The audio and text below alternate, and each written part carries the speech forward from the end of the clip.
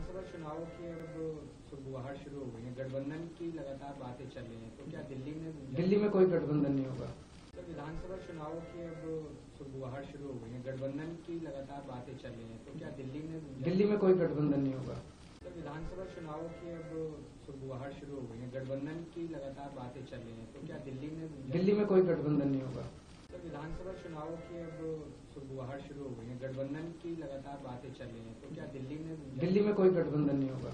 तो विधानसभा चुनाव की अब सुगबुगाहट शुरू हो गई है। गठबंधन की लगातार बातें चल रही हैं, तो क्या दिल्ली में कोई गठबंधन नहीं होगा।